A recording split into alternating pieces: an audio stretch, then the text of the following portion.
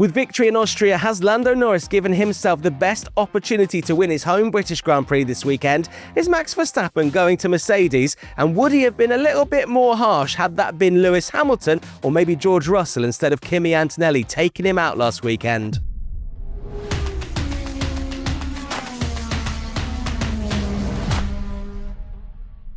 This is On Track, talkSPORT's motorsport show, available every Tuesday on the talkSPORT podcast network, on talkSPORT 2, and on the talkSPORT Driving YouTube channel as well. I'm John Jackson, joined as ever by former British F3 driver and Sky Sports commentator, fresh from the Austrian Grand Prix, Piers. And what a weekend we had. Lots of talking points coming out of this. So we begin with the on-track recap. And I have to say, coming into the British Grand Prix weekend, where I think the majority of fans want Lando Norris to win from what I've seen. I think maybe Lewis Hamilton, they've realised, is an unlikely winner, but we'll get on to that. It was a great result for McLaren this past weekend, taking as many points as they possibly could.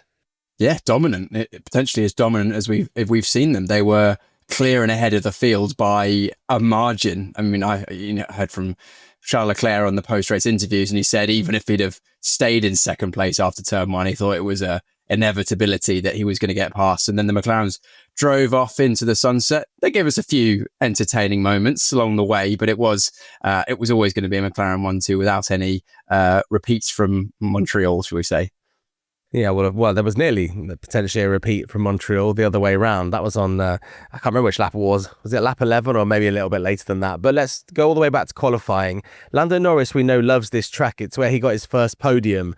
And, their qualifying performance from him was pretty strong. Like, he's certainly put what happened in Montreal behind him, and he's very focused out there. It's probably one of those ones where it's, as a driver, I'd imagine it's good to have a track that you love after a weekend of disappointment. No doubt. And it was a real bounce back from Montreal. He was hard on himself after causing the collision with Oscar Piastri in Montreal. And then to come into this weekend with FP1 as well, being filled by Alex Dunn, the reserve and junior driver. He was effectively started, in theory, on the back foot, but hit the ground running. He's very experienced in Formula One now, is Lando Norris. So topped every session, didn't he, really? He's fastest in FP2, FP3, were fast in qualifying and then won the race. But the qualifying performance for me was almost the most impressive. It was that final Q3 where sometimes we've seen Lando, when he's under pressure, make errors that are critical to his weekend and add up to the difference between him and Piastri in the championship. But absolutely nailed that final lap, went quickest and then bettered his own time even further. So just absolute domination. And that was, again, the critical point of the race weekend. Piastri did challenge, as we know, in the race, but if you're at the front, you can dictate the race, and that was what allowed Norris to have the win in the end. Yeah, I was going to say that Piastri was obviously slightly held up in qualifying, but it still looked like Lando was going to be way ahead and by a decent margin as well. And it was one of those weekends, wasn't it, where, I think actually Christian Horner was suggesting after the race that they would have not obviously raced the McLarens, but they reckon they would have given the Ferraris a pretty good race had obviously Red Bull not had a disaster, which we'll get onto very, very soon. So during the first few laps of that race, and now I was watching this in one of the classiest places I've ever watched a Formula One race, at Sinatra's bar in Benidorm. So I had the pleasure of the Spanish commentary, so I wasn't really hearing what they were saying on commentary there. But we saw Oscar Piastri get a good start and get right up behind Lando, and that first corner sometimes in Austria can be a little bit hairy, but it's normally the third corner which causes all the problems. We enjoyed that battle there. Did you feel like we were watching and we weren't sure if maybe the DRS was not as effective as maybe it should have been? It didn't seem like he was making up much ground on Lando. Or was he potentially not meaning to make up too much ground on Lando? You could completely dispel this. I was just obviously trying to translate what the Spanish people were saying far too quickly because they were not Harry Benjamin. I mean, the DRS is fairly powerful, and we've seen how much it affected the race in terms of the fights further down the field, but also it allowed Piastri to get alongside and actually past Norris later on when he actually had that first go. But then Norris could get back past him again, and there's 3 DRS zones at the Red Bull Ring, which is actually, I quite like the fact you've got effectively 3 DRS zones back to back to back, which keeps the field close together because it is hard to follow through the 6, 7, 8, 9, 10 combination of corners in the second half of the lap.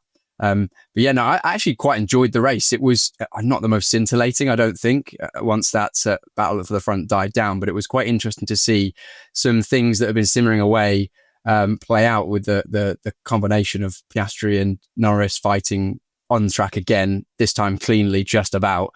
But also we've got, I mean, we're sure we'll get to it, but some of the stories further down the field as well were it's cool. It wasn't exactly dramatic to visually, but there was a lot of stories underlying. Yeah, absolutely, a lot of stories. Let's just talk about Oscar Piastri's move.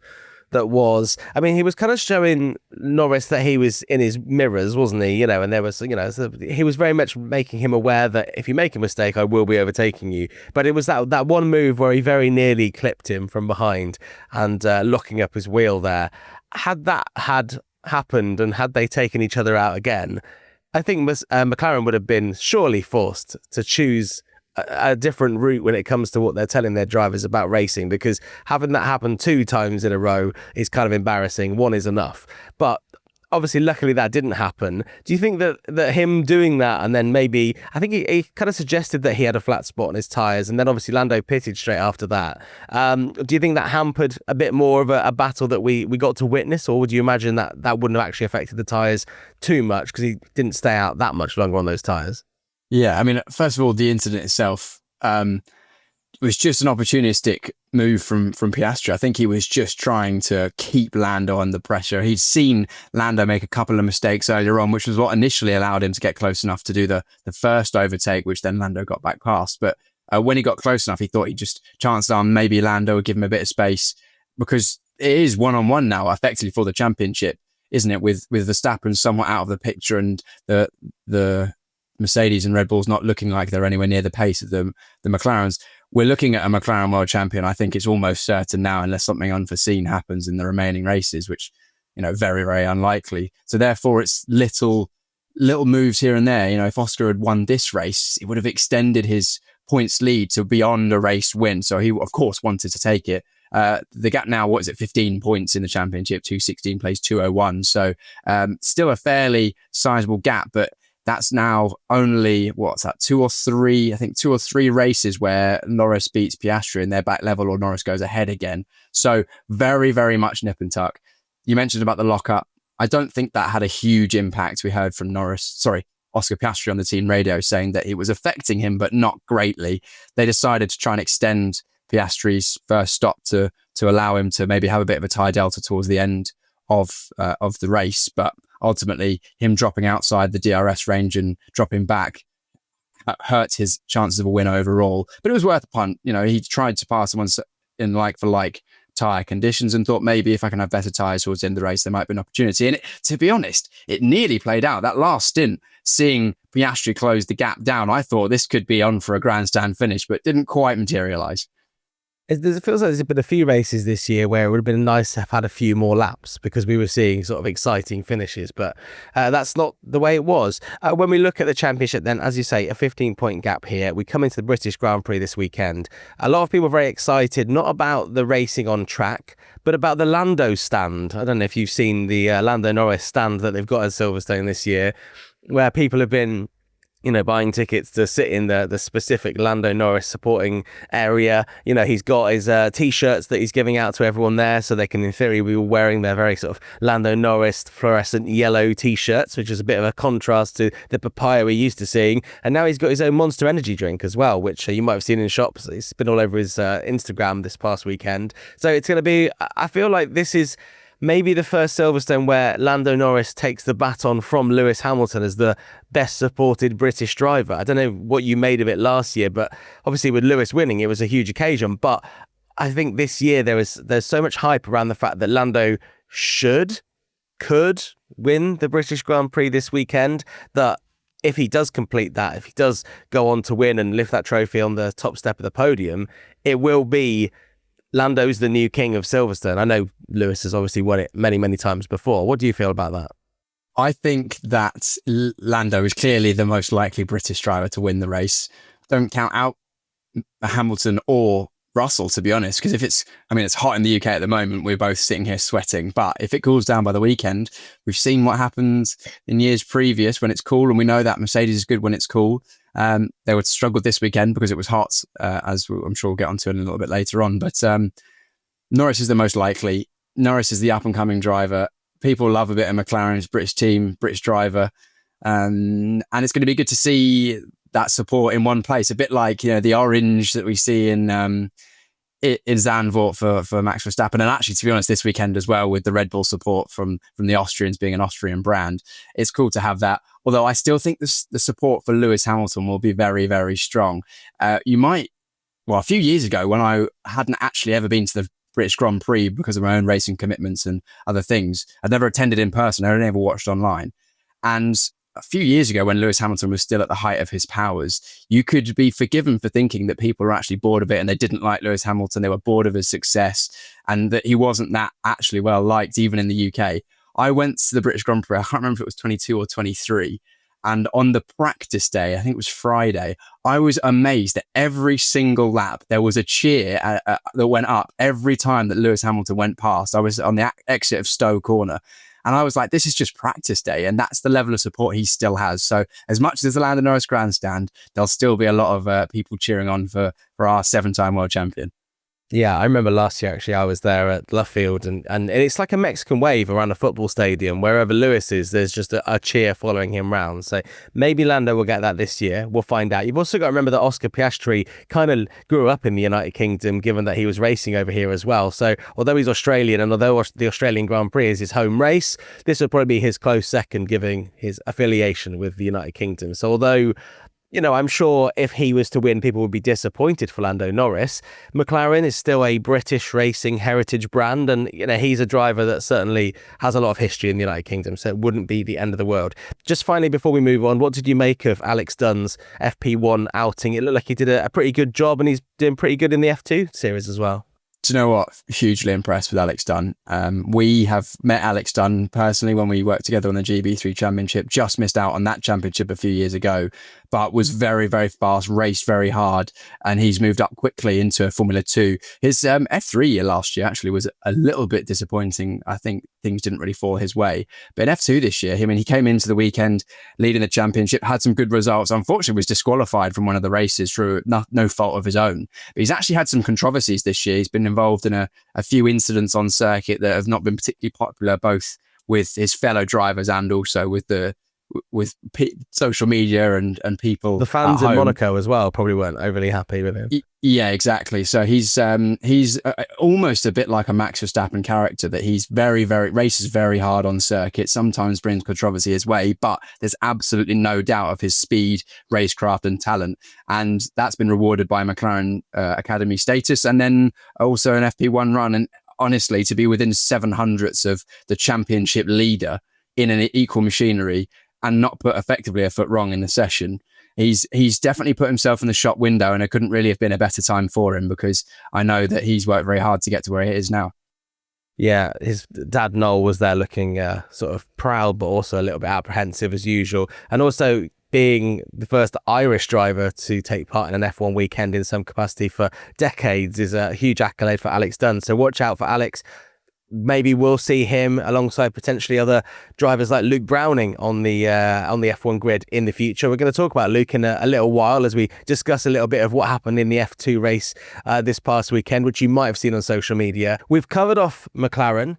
Let's now talk about Red Bull. We talked about this last time, saying that Red Bull would want to have a really good weekend in Austria. What would you do if you were Yuki Tsunoda? Would you just try and get points? Would Max Verstappen just get a podium? Would that be success? And obviously none of that happened. It was catastrophic for Red Bull. You've got the story of, Christian Horner being badgered about Max Verstappen's future in the background. You've got Max not qualifying well, Yuki really not qualifying well. You've then got Liam Lawson being the driver in the Red Bull family that finishes the race highest, which is funny because obviously he was, pretty tricky season for him so far, and not a lot for the Austrian fans to cheer for, really, was there? It's about as bad a weekend as Red Bull could have hoped for at their home event. It's really not gone well. Granted, Verstappen did a decent job, as he always does in qualifying, taken out of the race, main hopeful for podiums or points gone. Yuki was just nowhere, was he, really? Let's be honest. He just did not get on with things this weekend, and it's really hard, actually. I watched listened to his post-race interview, and he sounded properly dejected. Like, I think he even said, I'm paraphrasing here, but he said, I need to find out what's going on, why I'm driving so horrifically slowly, because he's clearly seeing what Verstappen can do and is a bit of a loss as to what's going on. But Verstappen was out the race, so effectively there's no pressure in terms of, a comparison than race pace, but it clearly wasn't good because Yuki was absolutely nowhere and would have been way off Verstappen. Plus all the noise about Verstappen being courted by Mercedes and the chance of Verstappen leaving Red Bull, that doesn't help things. So I tell you what, it's not exactly a good weekend to be a PR in charge at Red Bull.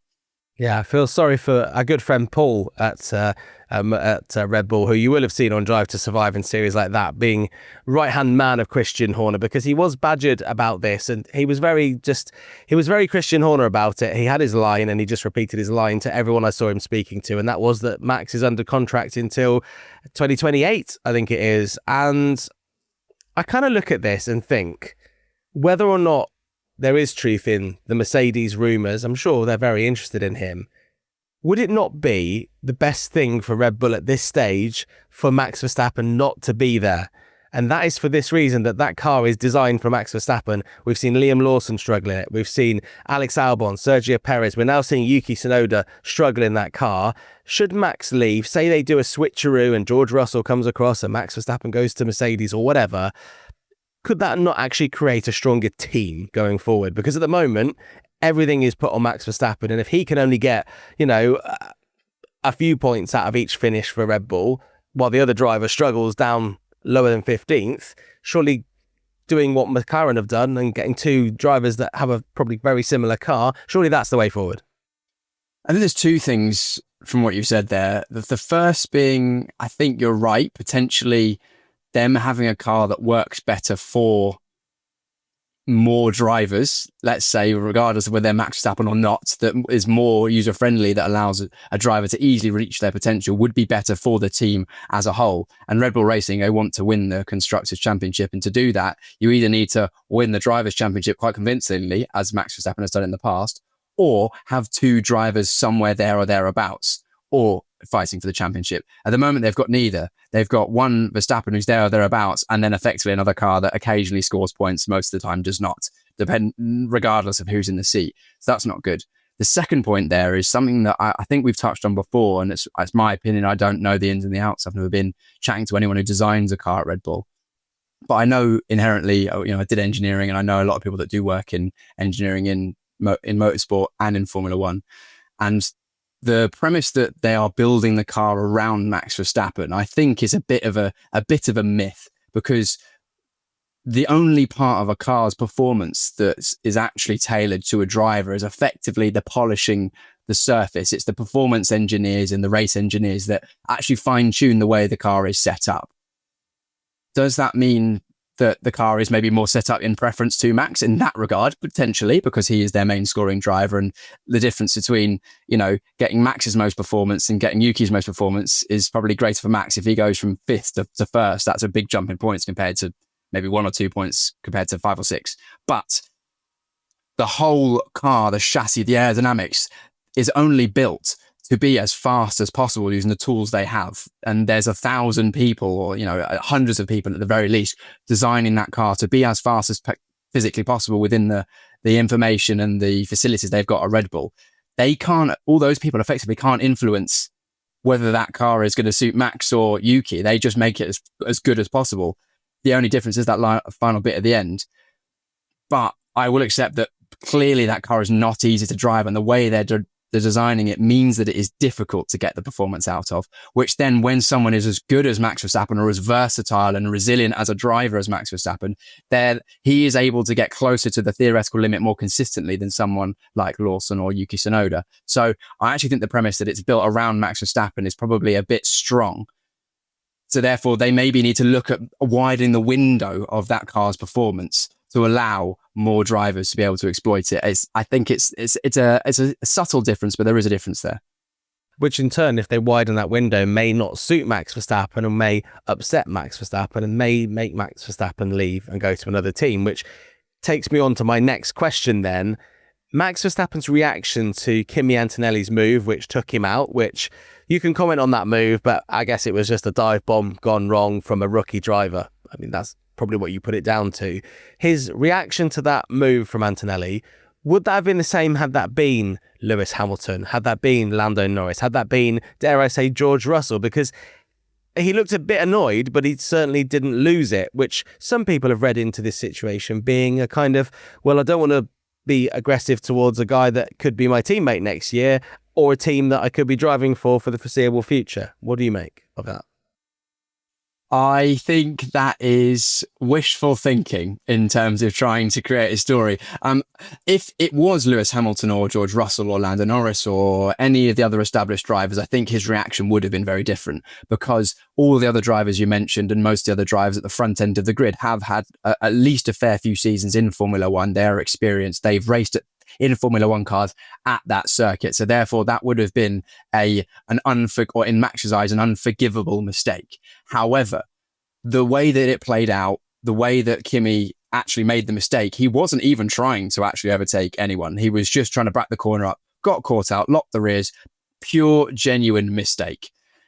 If it was Lewis Hamilton, he would have said, well, Lewis shouldn't really be making those mistakes. He's been in Formula One for however many years, or Russell or whatever. But because Kimi genuinely just made a mistake and Max was collateral damage, he knows he's made very similar errors in his early career as well, as every driver has. So quite literally a rookie error from Kimi Antonelli. Not a big deal. He'll bounce back from it. Max showed good maturity to get over it, but that's the reason why I think he was okay with it, because it wasn't Kimi trying to make an audacious overtake or do something that was a poor decision. It was just genuinely one of those racing things. And Max has been racing long enough to know that sometimes you are the victim of someone else's mistake, and no amount of beration is going to stop that from happening either before or after the incident. It would be an amazing story if it was him just being nice to his potential future employers. Who knows? But I think there's less of that. Max isn't that calculating, is he? He normally wears his heart on his sleeve and doesn't pander to a lot of the stories, and probably not many people either. So who knows? That doesn't mean to say that he isn't going to Mercedes, but I think there's something in it that Max's reaction was very different to whether, to how it would have been had he been leading the championship. He has already resigned to not defending his F1 title this season, I would say. So what point is there getting stressed with a young rookie driver who's made a simple mistake? So yeah, it's a tricky one for him. It's a tricky one for Kimi Antonelli. But George Russell finds himself in a tricky position, because if you are a driver who is doing really well in your team, and you've been a big fan of George Russell this year specifically, calling him out for being very consistent with his results, again, coming fifth this past weekend in a car that was, maybe struggling a little bit, to not have a deal on the table for next year must be a very frustrating position to put yourself in, because every race that goes by now, there's more and more rumours that they're trying to find a way of getting Max Verstappen into that team, whilst you're still putting in the performances and justifying why you should be in that team, because they're not going to get rid of their young rookie who's already shown that he's more than ready for Formula One, are they? So how do you think George Russell's feeling as we go into the British Grand Prix, and he knows that he may not be driving that car next year, he may be driving that car next year, he may be driving a completely different car next year, or there is an outside chance he may not be driving a car at all next year? It's a pretty tricky situation to find yourself in. It's a bit of a weird one. I think it still surprises me they haven't signed George Russell. This is Mercedes specifically because of the reasons I've said, but they'll have more access to the information than I will. Of course, they see George's data week in, week out. They know what the level he's performing at, and he's delivering on points. I mean, he's fourth in the championship currently, now only 9 points behind Max Verstappen due to that DNF caused by his teammate, but still very much performing at a high level. It's a bit of a weird one, but I think there might be more at play than George Russell here. I think it might be a bit of a power play from potentially even Toto to try and just disrupt the apple cart, because Toto knows that when Red Bull and Max are firing on all cylinders, they're almost unbeatable. I think he's seen a chink in the armor, a potential opportunity to get under the skin of the Red Bull organization and have a bit of a sort of tactical maneuver by having a go at trying to see if Verstappen is even remotely possible to the idea of a move. And clearly, I think there is some sort of wiggle room there, because in previous seasons and when Max was winning, it was a hard no. Have you considered anywhere else? No. Whereas this year, he's a bit more coy, as is Mercedes. I don't think George Russell, to your point, actually has to worry a huge amount. Generally, with Formula One drivers and racing drivers, you're worried if your career is at stake, your career in Formula One. But Russell has been performing at the level that effectively, I'd say probably maybe Piastri, Norris, Verstappen and Russell, maybe Leclerc are probably the only 4 or 5 drivers that could effectively, if they wanted to move team, could waltz into almost anywhere they wanted, because it would only be a case of someone buying someone else out. And even though the contracts exist, we've seen in years gone by that contracts can be broken for various reasons, normally for vast sums of money, but it can be done. So therefore, I think Russell's not worried about his career. He knows that he's going to have a seat in Formula One next year.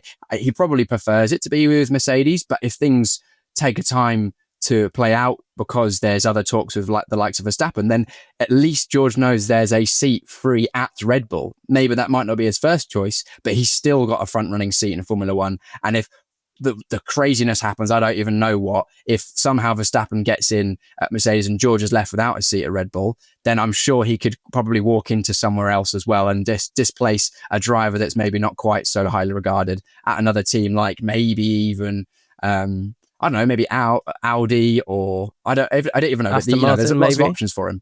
Yes, exactly. Potentially so.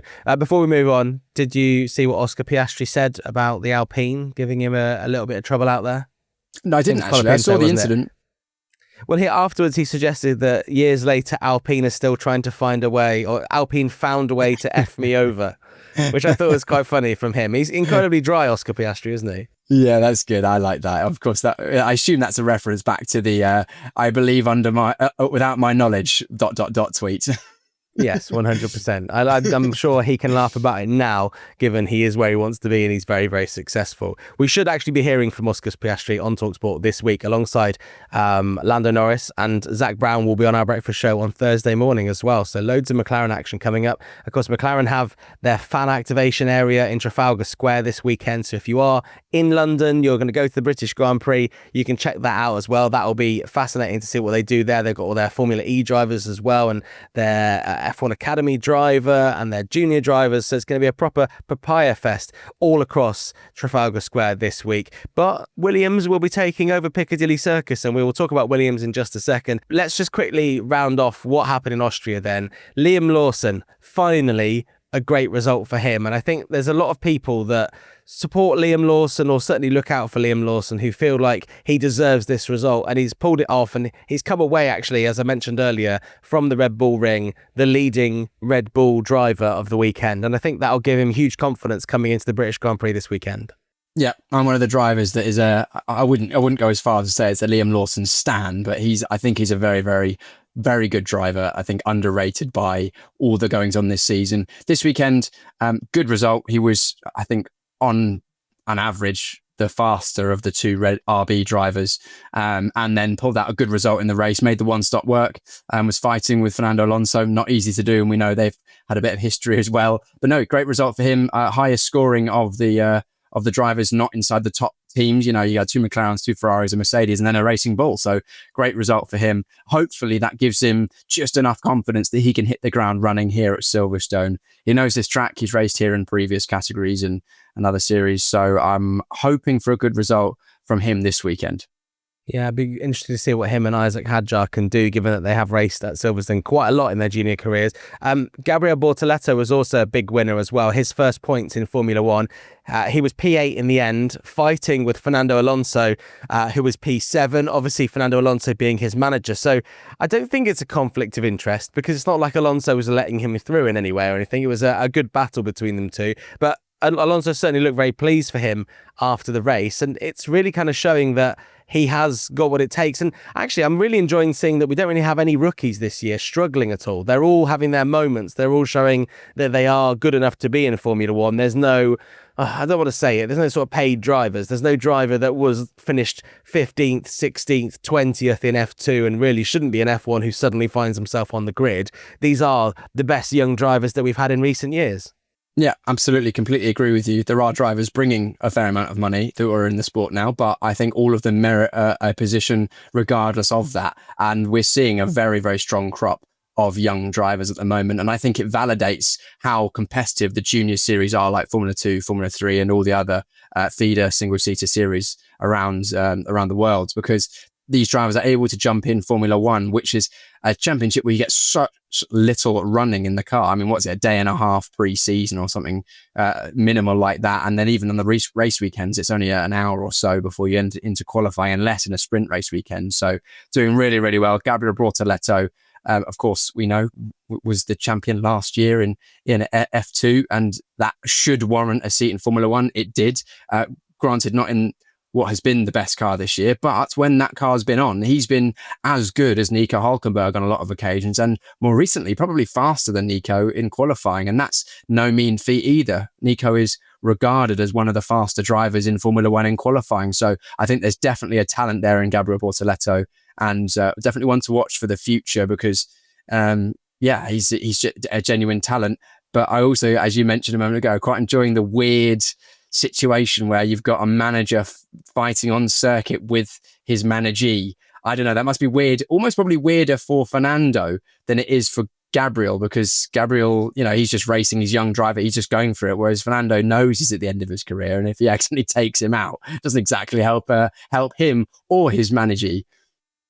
It's a weird one, isn't it? We kind of have it in Formula E at the moment with championship leader Oliver Rowland and Taylor Barnard. Taylor Barnard's obviously 21 years old. Oliver Rowland's a bit older, and Taylor Barnard was mentored by Oliver Rowland, and Oliver helped him go from British karting to European karting. So now they're racing each other, and although it's not the manager and client dynamic, you have two drivers there that know each other inside out, because Taylor Barnard's basically shaped himself on Oliver Rowland's driving style, so he kind of knows him better than anyone, and it's a fun dynamic that adds a new story, and that is what we're seeing here with Bortoleto and Alonso. And obviously I was watching this in Spain, so they were cheering for Alonso massively, and that's because the guy they were cheering for didn't make it very far at all, Carlos Sainz. And actually, along with Alex Albon, it was a terrible weekend for Williams when they wanted to have a positive start to the week coming into the British Grand Prix week with all the stuff they do, as I mentioned, in Piccadilly Circus. A real disaster for them.